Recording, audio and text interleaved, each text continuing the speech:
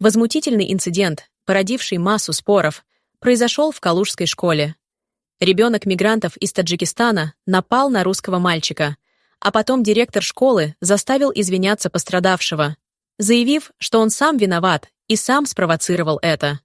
По словам директора, русских в этом конфликте вообще не было, а ситуацию раздули в средствах массовой информации. Где правда, а где ложь, мы и попробуем разобраться. Директор 45-й школы в Калуге Антон Ковалев стал победителем в номинации «Орден Плова» 2024 года. Награды он был удостоен после того, как заставил русского мальчика, на которого напал мигрант, извиняться перед своим обидчиком. Что касается самого Ордена Плова, то об его учреждении за успехи в миграционной политике и укрепление диаспор в России заявил блогер Сергей Колясников. Инцидент, определивший первого победителя в номинации «Орден Плова», произошел в 45-й школе Калуги. Ребенку мигрантов в 9 классе не понравилось, что русский мальчик не захотел уступить ему место за партой. Вместо диалога приезжий решил использовать кулаки. Он завел отказавшегося подчиняться пацана в туалет и устроил расправу.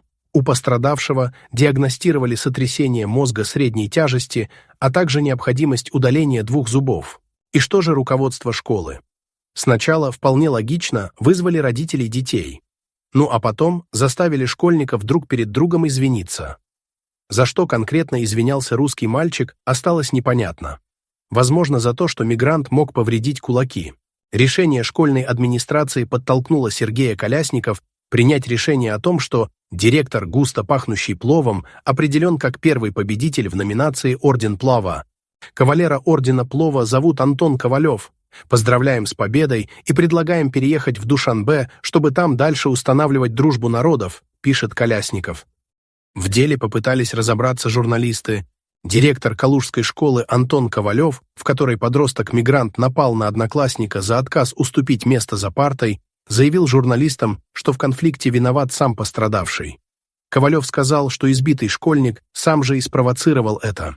Педагог также подчеркнул, что не будет отчислять агрессивного школьника, даже несмотря на уголовное дело и проверку со стороны Следственного комитета. Антон Ковалев рассказал, что конфликт между подростками носил исключительно бытовой характер и что сам он не видит в этой ситуации ничего серьезного. Место они там делили, не поделили. Обычный бытовой школьный случай. Это была драка, которые, к сожалению, бывают в школах. Мы ее разобрали по нашим инструкциям, приняли все меры. Это школьная история. История обычного школьного дня. Дети могут поссориться, могут там поднавесить, но не более того. Это обычный бытовой школьный такой случай, отметил директор школы. По его словам, сразу после конфликта в школу вызвали родителей Рашида и родителей Никиты. Имена были изменены. Во время разговора директор призвал мальчиков попросить друг у друга прощения. При этом Ковалев отметил, что в конфликте виноват именно пострадавший школьник. Директор настоял, чтобы Никита принес извинения избившему его Рашиду. «Я как конфликтолог вам скажу, в конфликте всегда виноваты обе стороны. Кто-то в большей, кто-то в меньшей степени. Всегда есть инициаторы конфликта. Кому прилетело, он сам же и спровоцировал это». Никита сам сказал, что провоцировал, что оскорблял Рашида. В итоге пострадавший мальчик Никита извинился. Мама Рашида и сам школьник тоже попросили прощения. «Все извинились, руки пожали», — рассказал Ковалев. Также директор отметил, что, по его мнению, во время разговора пострадавший школьник внешне выглядел целым, не считая ссадины на лице. Видно было, что они подрались. У пострадавшего была ссадина, но не более того. Никаких нарушений головного мозга в первые сутки этого инцидента не было, подчеркнул Ковалев. При этом в социальных сетях и калужских СМИ появилась информация о том, что в результате нападения Рашида Никита получил серьезные травмы. Отмечается, что у пострадавшего мальчика сотрясение головного мозга средней степени тяжести, рваная рана лица, а также 2 выбитых зуба. Однако директор школы эту информацию опроверг. Ребенок не был увезен в медучреждение, он не попал в реанимацию, никаких выбитых зубов там не было, рваной раны тоже не было. Ребенок адекватно общался со мной, потери сознания не было, отключки тоже не было. Поэтому все, что там пишут в соцсетях, это полная ложь, рассказал директор. По словам Антона Ковалева, после случившегося он принял решение не исключать Рашида из школы. Директор рассказал, что мальчика поставили на внутришкольный учет, а также вынесли официальный выговор, который, по словам самого директора, ничего не значит. Просто административная мера, которая не будет занесена в личное дело агрессивного подростка. Рашид продолжает посещать занятия в обычном режиме. Вопрос об его отчислении перед администрацией школы не стоит, подчеркнул Ковалев. При этом пострадавший Никита сразу после избиения ушел на больничный и уже месяц не ходит в школу. Школу он на сегодня не посещает, но имеет полное право по больничному находиться дома. Школа предоставила все возможности обучения на дому.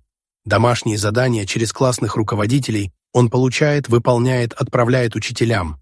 Он аттестовывается, получает отметки, но пока он в таком облегченном режиме.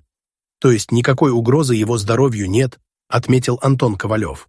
На вопрос журналистов, может ли пострадавший Никита не посещать школу из-за того, что боится возвращаться в место, где его избили, и встречаться со своим обидчиком Рашидом, директор ответил, что такие предположения просто смешны. Сергей Колясников пообещал, что ближе к концу года обязательно составит список всех наиболее ярких лоббистов миграции и наградит их. Для дам будет учреждена медаль «Заслуженная шаурма России». Он сообщает, что в числе новых номинатов депутаты Госдумы, поддерживавшие привлечение трудовых мигрантов, Геннадий Семигин, Константин Затулин и Владимир Васильев, а также губернатор Владимирской области Александр Авдеев, который заявлял, что не намерен отказываться от приезжей рабочей силы и заверял, что ситуация с преступностью среди мигрантов не критичная. Кстати, после того, как ролик драки из этой школы Калуги попал в социальные сети, глава СК Александр Бастрыкин поручил возбудить по факту произошедшего уголовное дело. Что касается поведения калужского директора школы, то оно во многом перекликается по духу с двойными стандартами, которые царят в российском спорте. Скажем, совершать намаз на татами можно, а креститься нет. Директор школы выкатил в своем телеграм-канале отдельный пост в связи с многочисленными обращениями жителей осветить ситуацию. Я внимательно исследовал данную историю. Пришел к определенным выводам, задаю ряд вопросов. Вывод первый. Русских в этом конфликте вообще не было, тут он врет. Дрались выходцы из Средней Азии, но это нисколько не оправдывает драку в школе. Именно поэтому правоохранительные органы проводят по этому факту свои профессиональные действия. Вывод второй. Принуждения ко взаимным извинениям со стороны администрации школы не было, предложения на этот счет были. Принуждений не было, а это разные вещи. Вопрос первый. Лично мне совершенно непонятно, почему ход конфликту месячной давности дали несколько дней назад. Почему сразу не обратились в правоохранительные органы или к тем же общественникам? Вопрос второй. Кто был зачинщиком инцидента? В чем причина произошедшего? У меня нет никакого желания выдвигать версии, думаю, правоохранительные органы разберутся. Выяснилось, что избитый русский мальчик действительно приезжий. Оказалось, родители русского школьника когда-то жили в Таджикистане и сбежали оттуда, не выдержав постоянных притеснений на национальной почве.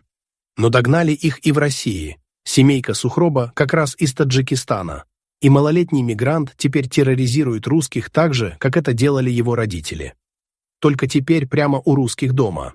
Родители избитого в школе мальчика поделились с общиной историей своей семьи, развенчивая мифы, плодившиеся в СМИ. Община Калуги считает своим долгом прояснить ситуацию вокруг конфликта в школе, где сын мигрантов избил одноклассника. Для этого наши братья встретились с родителями пострадавшего мальчика. С ними община постоянно на связи. Ранее в СМИ просочилась информация, что якобы просто повздорили сыновья мигрантов, но это совсем не так. Родители избитого школьника до 2012 года проживали в Таджикистане, куда в послевоенные годы были отправлены их родители по распределению. Не выдержав постоянных притеснений на национальной почве, они были вынуждены вернуться в Россию по программе переселения, обосновавшись в Калуге. Так, волею судеб, семья оказалась на своей исторической родине. В семье пострадавшего 3 сыновей, старший сын, военный, имеет государственные награды. Беспредельщика, напавшего на их младшего сына, зовут Сухроб. Он занимается боевыми видами спорта, на фото крайний слева, приемы из которых, судя по видео, он отрабатывает на более слабых одноклассниках. Ребенок был избит 6 ноября, после чего его родители сразу же обратились в полицию но безрезультатно. Миноборнауки и администрация школы не защитили учащихся от подростка-неадеквата. Именно по этой причине родители решили придать огласке случившееся. Обратились в русскую общину Калуги, выложили запись в интернет. Русская община в очередной раз напоминает родителям: отдавайте мальчишек в секции единоборств. Они должны уметь постоять за себя и за правду, дав отпор наглецам. А что по поводу всего этого думаете вы, уважаемые зрители? Оставляйте комментарии, чтобы поделиться своими мыслями и обсудить новости с другими зрителями. Мы очень ценим ваше мнение и всегда рады обратной связи. Присоединяйтесь к нашему сообществу и будьте в курсе всех новостей и обновлений на канале. Всем добра! Всем пока!